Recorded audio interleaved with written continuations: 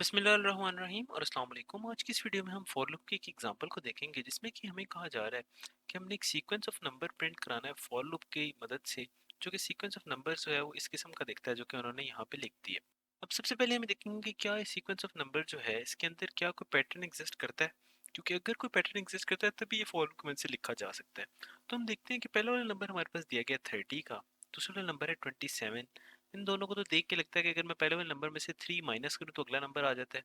वही हम आगे चेक करते हैं कि क्या मैं फिर 3 माइनस करूँ तो अगला नंबर आ रहा है। 27 में से अगर मैं 3 माइनस करूँ तो 24 आ रहा है बिल्कुल। 24 में से अगर मैं 3 माइनस करूँ तो 21 आ रहा है। 21 में से अगर मैं 3 माइनस करूँ तो 18 आ रहा है। इसका मतलब है कि हाँ जी, ये पैटर्न एग्जिस्ट करता है और ये पूरी सीक्वेंस के ऊपर सेम ही है। मसलन अगर 0 में से मैं 3 माइनस करूँ तो -3 आ रहा है। तो इसी तरह आप कोई भी नंबर देख लें तो पिछले वाले नंबर में से अगर आप 3 माइनस करें तो अगला नंबर आ रहा है। ठीक है।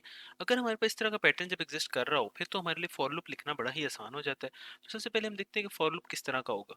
फॉर लूप का जो सिंटैक्स होता है वो कुछ इस किस्म का होता है कि हम लिखते हैं कि फॉर, इधर हम इंट और आगे हम ना वो वेरिएबल जो हम डिक्लेयर करना चाह रहे हैं लूप के अंदर, तो मैं आई के नाम से एक वेरिएबल डिक्लेयर करना चाह रहा हूँ और आई को मैं कहता हूँ कि भाई उसकी इनिशियल वैल्यू हम एक बताएंगे और उसके बाद हम यहाँ पे जो है एक कंडीशन बताएंगे कि लूप ने टर्मिनेट कब होना है और इसके बाद हम बताएंगे कि लूप ने इंक्रीमेंट या डिक्रीमेंट होना है। ये तीन चीजें हम बताएंगे तो हमारा लूप कंप्लीट हो जाएगा और इसके अंदर हमारी आ जाएगी बॉडी स्टेट जो भी है।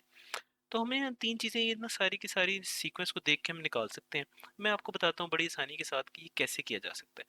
देखें, जो आपकी जो इनिशियल वैल्यू होगी ना आई की या आपके जो लूप के वेरिएबल की, वो होगी जहाँ से आपकी सीक्वेंस शुरू हो रही है। तो आपकी सीक्वेंस यहाँ से स्टार्ट हो रही है ना कि भाई 30 से, तो इसका मतलब ये हुआ कि आपकी यहाँ पे जो इनिशियल वैल्यू आएगी ना आई की, वो आ जाएगी आई इज इक्वल टू 30। ये हो गया। नेक्स्ट आपने बताना है कि ये टर्मिनेशन की कंडीशन क्या होगी। तो आप देखें आपकी सीक्वेंस एंड कहाँ पे हो रही है। आपकी सीक्वेंस एंड हो रही है -9 पे।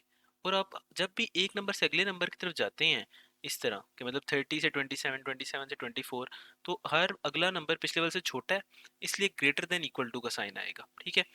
अच्छा, तो अब ग्रेटर देन वो चीज़ हम लिखते हैं तो इधर आ जाएगा आई और साइन कौन सा आएगा, ग्रेटर देन इक्वल टू, क्योंकि ये नंबर डिक्रीज कर रहे हैं और आपका जो एंड वाले जो भी नंबर है वो आ जाएगा। तो एंड वाला नंबर है -9, तो इधर आ जाएगा -9। ठीक है। अब आपने ये अगली चीज़ ये बतानी है कि भाई इंक्रीमेंट करना है या डिक्रीमेंट करना है। वो भी बड़ा आसान है। वो इस तरीके से आप देखेंगे कि आप ये देखें कि आपका हर जो नंबर है वो अगले वाले नंबर पे जाने के लिए आपको उसको इंक्रीमेंट करना पड़े या डिक्रीमेंट करना पड़े और कितने का इंक्रीमेंट करना पड़ रहा है। तो मैं अगर 30 से 27 पे जाऊँ तो अगर मैं 30 में -3 करूँ तो 27 आता है। इस तरह अगर मैं 27 से 24 पे जाऊँ तो इसमें -3 करूँ तो 24 आता है। इसी तरह आप किसी भी नंबर पे देख लें, मसलन अगर मैं 12 से 9 पे जाऊँ तो -3 करूँ 12 में तो 9 आता है। तो इसका मतलब ये हुआ कि हमने डिक्रीमेंट करना है और डिक्रीमेंट कितने का करना है, 3 का। तो इसका मतलब हुआ कि हम लिखेंगे कि आई इज इक्वल टू आई -3।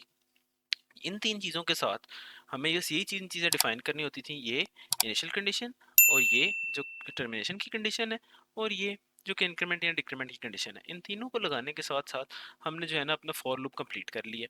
अब हमने फॉर लूप तो लिख लिया। अब इस फॉर लूप के अंदर हमने क्या करना है, हमने ये वाली सीक्वेंस प्रिंट करवानी है जो कि इन्होंने लिखी हुई थी सवाल के अंदर। अब वो सीक्वेंस प्रिंट किस तरीके से होगी, वो प्रिंट कुछ इस तरीके से होगी कि हर बार आप देखें कि हमारे आई के वेरिएबल के अंदर क्या आ रहा है। तो हमारा जो आई का वेरिएबल है वो देखें, हमारे आई की इनिशियल वैल्यू क्या है 30 की। तो आई की वैल्यू की इनिशियल वैल्यू आ गई ये। अगली दफ़ा जब लूप चलेगा नेक्स्ट टाइम तो आई की वैल्यू आई -3 हो जाती है। ठीक है। तो इसका मतलब है कि अगली दफ़ा लूप में आई की वैल्यू होगी 27, उससे अगली दफ़ा चलेगा तो आई की वैल्यू 24, उससे अगली दफ़ा चलेगा तो आई की वैल्यू 21। इसका मतलब है कि जितनी भी वैल्यूज़ हैं जब जब लूप चलता है तो आई की वो वैल्यूज़ आ रही हैं। तो हम हर बार करेंगे ये कि बस आई की जो वैल्यू उसको प्रिंट करवा देंगे। तो आप सिंपली क्या करें कि इसके अंदर एक प्रिंटफ की स्टेटमेंट बस लिख दें अपने लूप के अंदर। ठीक है। और इस प्रिंटफ की स्टेटमेंट में आप लिखें %d और स्पेस दे दें उसके आगे और कॉमा आई, कि बस आई की जो जो वैल्यू आती जा रही है उसको बस प्रिंट करवाते जाओ और वो होगा ये कि सिंपली आपके सारे के सारे नंबर जो हैं वो प्रिंट हो के आ जाएंगे। अब आपको ये पता होना चाहिए कि अगर आपने टेस्ट करना है अपने कोड को तो आपको पता होना चाहिए कि भाई फॉर लूप एग्जीक्यूट कैसे होता है। तो हमने इसको कई दफ़ा देखा हुआ है, पहले एक दफ़ा मैं आपको रिवाइज करा देता हूँ। फॉर लूप एग्जीक्यूट इस तरीके से होता है कि सबसे पहले ये वाली कंडीशन रन करती है और ये इसने सिर्फ वंस ही रन करना होता है। तो ये कंडीशन जब रन होगी तो एक वेरिएबल आई के नाम से इनिशियलाइज हो जाएगा और उसकी वैल्यू हो जाएगी 30। ठीक है। उसके बाद लूप जो है वो 3 स्टेप्स में रन करता है। वो 3 स्टेप्स क्या होते हैं। सबसे पहला स्टेप ये होता है कि ये कंडीशन चेक की जाती है। अगर ये कंडीशन ट्रू हो तो इसके बॉडी में जो भी लिखा है वो एग्जीक्यूट हो जाता है और अगर जब वो एग्जीक्यूट हो जाता है तो फिर इंक्रीमेंट या डिक्रीमेंट जो भी होना होता है वो हो जाता है। ठीक है, नेक्स्ट जो है ना, बस ये लूप में ये तीनों स्टेप चलते जाते हैं कि दोबारा आप वन से सेकंड स्टेप पे चले जाएंगे। ठीक है, दोबारा आप बॉडी को एग्जीक्यूट करेंगे, कंडीशन चेक करेंगे, इंक्रीमेंट या डिक्रीमेंट करेंगे, और फिर कंडीशन चेक करेंगे। इसीलिए इसको फॉर लूप कहते हैं कि भाई ये इन तीन स्टेप्स को लूप की फॉर्म में चलाता जाता है। अब आपने बस इसी तरीके से इन स्टेप्स को भी चलाना है। तो आई की वैल्यू पहले है 30। अब आप कंडीशन चेक करेंगे जो कि पहला स्टेप है। तो क्या 30 की value greater than equal to 9 है? तो जी हाँ जी, ये कंडीशन ट्रू है। तो अगर ये कंडीशन ट्रू है तो बॉडी में एग्जीक्यूट हो जाएगी और आउटपुट के अंदर लिखा हुआ आ जाएगा यहाँ पे 30।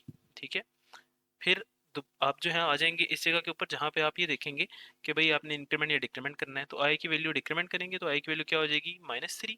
तो 30 से आई की वैल्यू जब चेंज होगी तो चेंज होके ये बन जाएगी कितना? 27। ठीक है, आई आ गई 27 की वैल्यू आई के अंदर। अब जो है ना आप दोबारा से चेक करेंगे कंडीशन। कंडीशन है कि क्या 37 ग्रेटर देन इक्वल टू -9 है? तो ये ट्रू हो जाएगी और आई की वैल्यू प्रिंट हो जाएगी जो भी है इस टाइम पे, जो कि है इस टाइम पे 27 लिखी हुई आ जाएगी। फिर इंक्रीमेंट या डिक्रीमेंट की जगह के ऊपर लिखा हुआ है इज इक्वल टू -3। तो आई की वैल्यू -3 हो जाएगी, तो ये आ जाएगी 24। ठीक है, और दोबारा जो है वो कंडीशन चेक होगी, कंडीशन ट्रू है, फिर ये प्रिंट हो जाएगा और प्रिंट वाली जगह के ऊपर जो है ना लिखा आ जाएगा 24। इसी तरह ये चलता चला जाएगा, चलता चला जाएगा कि आई की वैल्यू क्या बन जाएगी? -9। ठीक है, तो यहाँ पे हमारे पास जो है ना, आप कहें कि भाई काफ़ी बार ये लूप चल जाएगा, उसके बाद आई की वैल्यू आ जाएगी -9। जब आई की वैल्यू -9 आएगी तो कंडीशन चेक होगी कि क्या -9 इज ग्रेटर देन और इक्वल टू -9। तो कंडीशन ट्रू है क्योंकि भाई -9 के इक्वल है। जब ये कंडीशन ट्रू होगी तो बॉडी में चले जाएंगे और प्रिंट हो जाएगी वो वैल्यू, तो इधर आउटपुट में लिखा आ जाएगा -9। ठीक है, फिर से आई की वैल्यू डिक्रीमेंट होगी और अब आई की वैल्यू डिक्रीमेंट होके क्या हो जाएगी? यहाँ पे -9 से फर्दर डिक्रीमेंट होगी तो -3 करेंगे तो -6 हो जाएगा। कंडीशन चेक होगी तो आएगा कि क्या -6 इज ग्रेटर देन और इक्वल टू -9 है? तो अब आप देखें कि -6 तो बड़ी भी नहीं है -9 से और इक्वल भी नहीं है, तो ये कंडीशन क्या हो जाएगी? फॉल्स हो जाएगी। चूंकि ये कंडीशन फॉल्स हो जाएगी तो हमारे लूप से बाहर आ जाएंगे और हम इस जगह पे आ जाएंगे। तो इसका मतलब ये होगा कि भाई लूप के अंदर अब जितनी भी चीज़ें रन हो रही थी अब वो रन नहीं होंगी, जहाँ तक रन हुई थी बस वही होंगी। तो इसलिए हमारे पास यहाँ तक जो आउटपुट है वो वही लिखी आ जाएगी जो कि हमने एक्सपेक्ट कर रहे थे कि 30 से लेके -9 तक नंबर्स लिखे आ जाएंगे लाइन स्क्रीन पे। अब जो है ना ये चीज़ आपने कर ली, तो अब ना बस हमने देखना है कि भाई प्रोग्राम को, बाकी प्रोग्राम को कैसे लिखना है। तो हमने सिर्फ फॉर लूप को लिखा है ना, तो हमने तो एक बेसिकली प्रोग्राम पूरा लिखना है।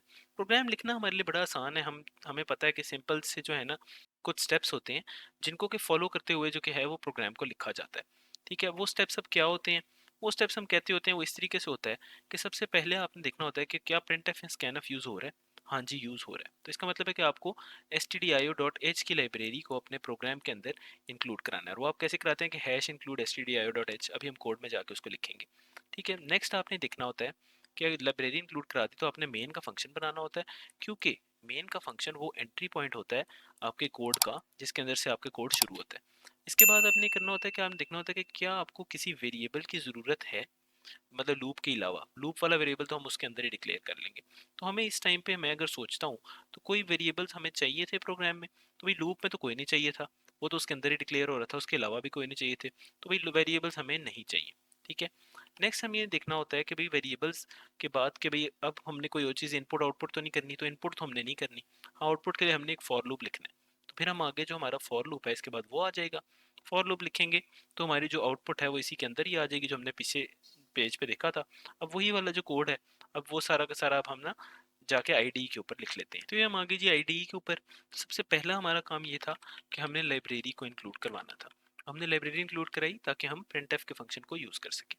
नेक्स्ट हमारा काम ये था कि हमने मेन का फंक्शन डिक्लेयर करवाना था ताकि ये हमारे कोड का एंट्री पॉइंट बन जाए, वो भी हमने करवा दिया। नेक्स्ट हमने ये कहा था कि भाई हम एक फॉर लूप लिखेंगे जो कि वो वाली सीक्वेंस प्रिंट कराएगा। इसके लिए हमने कहा था कि ये फॉर लूप शुरू करेगा, आई के नाम से एक वेरिएबल बना लेंगे जो कि 30 से शुरू होगा फॉर लूप, और इसने जाना कहाँ तक है? तब तक कि आई की value greater than equal to -9 रहती है, वहां तक जाना है।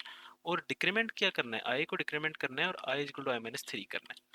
अब आई की जो वैल्यूज है बस हमने उनको प्रिंट करवा देना है। तो इधर जो है ना लिखा आ जाएगा %d स्पेस और कॉमा आई।